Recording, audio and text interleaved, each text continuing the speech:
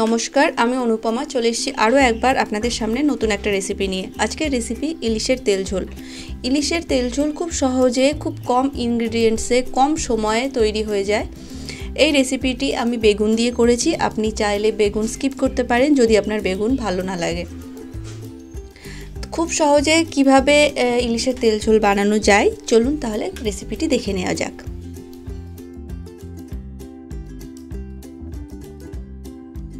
সবার প্রথমে এখানে আমি নিয়ে নিয়েছি ইলিশ মাছের পিসগুলো, আগে থেকে কেটে ধুয়ে রেখেছি। এর মধ্যে আমি দিয়ে দিচ্ছি 1 চামচ মতো নুন, 1 চামচ হলুদ গুঁড়ো। নুন হলুদ দিয়ে মাছগুলোকে খুব ভালো করে আমি মাখিয়ে নেব।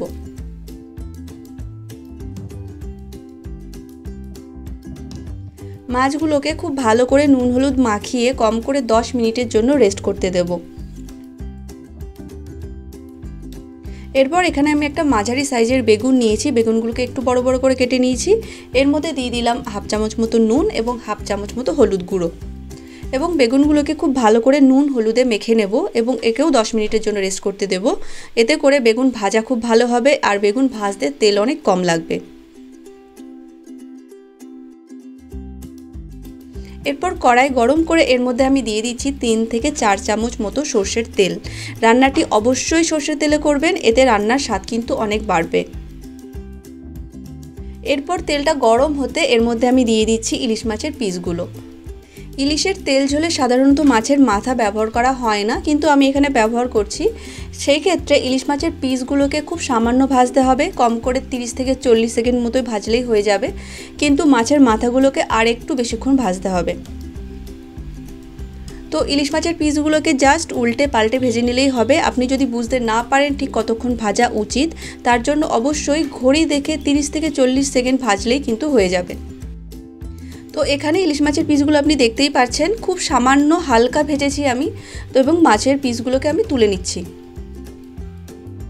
এরপর মাছের মাথা দুটোকে আরও একবার 1 মিনিটের জন্য ভেজে নেব।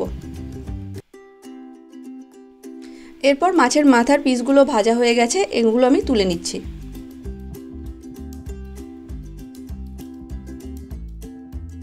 এরপর ওই একই তেলে আবার আমি ভেজে নেব বেগুনগুলো, যেগুলো আগে থেকে নুন হলুদ মাখিয়ে আমি রেখেছিলাম। বেগুনগুলোকে লাল করে ভেজে নিতে হবে, খুব বেশি ভাজার দরকার নেই, সামান্য হালকা লাল করে ভেজে নিলেই কিন্তু হয়ে যাবে। এই সময় গ্যাসের আঁচ অবশ্যই মাঝারি রাখবেন, নইলে বেগুন পুড়ে যেতে পারে। দেখতেই পাচ্ছেন বেগুনগুলো বেশ ভালো লালচে রং করে ভাজা হয়েছে। এরপর বেগুনগুলোকে আমি তুলে নিচ্ছি।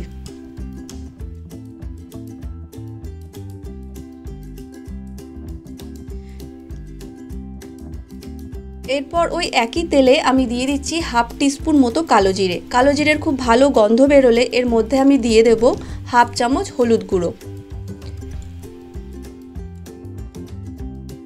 এরপর এর মধ্যে আমি দিয়ে দিচ্ছি সামান্য জল, 1/2 কাপের থেকেও কম জল, এবং এটাকে খুব ভালো করে আমরা কষিয়ে নেব। এইভাবে হলুদটাকে কষে নিলে হলুদের কাঁচা গন্ধ চলে যাবে এবং ইলিশের তেল ঝোলে একটা খুব ভালো সোনালি হলদে রং আসবে। দেখতেই পাচ্ছেন মশলা থেকে তেল ছাড়ছে। এই সময় আমরা এর মধ্যে জল ঢেলে দেবো। আমি এখানে জল ব্যবহার করছি 1.5 গ্লাস মতো, আপনি আপনার পরিমাণ মতো জল ব্যবহার করবেন।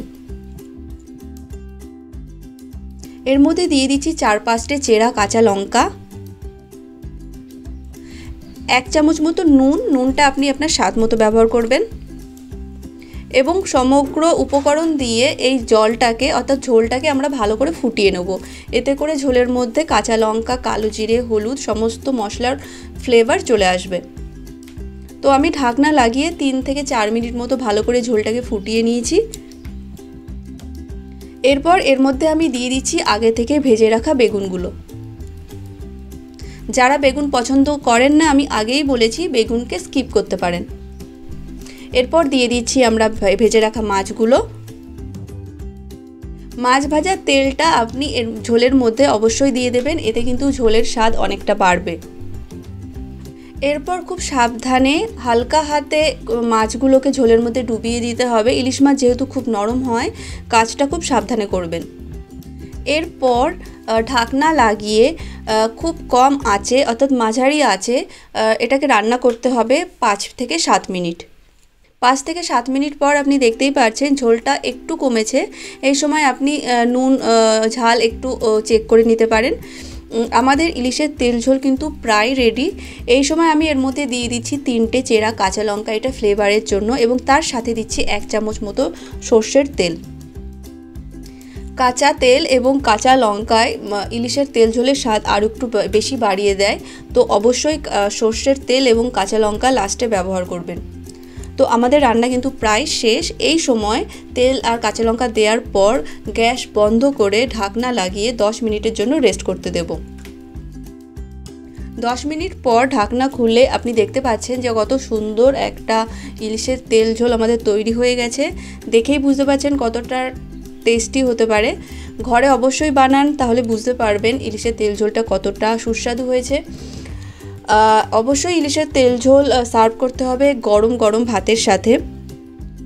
আর এই বেগুন ছাড়া আপনি এর মধ্যে আলু বড়ি দিয়েও করতে পারেন, কিন্তু সেক্ষেত্রে স্বাদ একটু অন্যরকম হবে, বড়ির স্বাদ চলে আসবে এর মধ্যে। আপনি শুধু ইলিশের তেল ঝোল বা বেগুন দিয়ে ইলিশের তেল ঝোলটাই অবশ্যই ঘরে ট্রাই করবেন। আজকের রেসিপিটি যদি ভালো লেগে থাকে রেসিপিটি অবশ্যই লাইক করবেন। যদি অনেক অনেক বেশি ভালো লেগে থাকে তাহলে আপনি আপনার বন্ধু বান্ধব আত্মীয় স্বজনদের সাথে শেয়ার করতে একদম ভুলবেন না। আপনি যদি আমার চ্যানেলে অর্থাৎ মিক্স ভেজ চ্যানেলে নতুন হয়ে থাকেন তাহলে চ্যানেলটি সাবস্ক্রাইব অবশ্যই করবেন। আপনি আপনার মতামত জানাতে পারেন, তার জন্য কমেন্ট সেকশানে কমেন্ট করতে পারেন। আপনি আমার রেসিপিগুলো যদি ঘরে ট্রাই করেন এবং তার ফটো তুলে রাখেন, সেগুলোকে আপনি শেয়ার করতে পারেন আমার ফেসবুক গ্রুপে এবং ইনস্টাগ্রামে। আজকের ভিডিওটি দেখার জন্য অনেক অনেক ধন্যবাদ। ভালো থাকবেন, সুস্থ থাকবেন।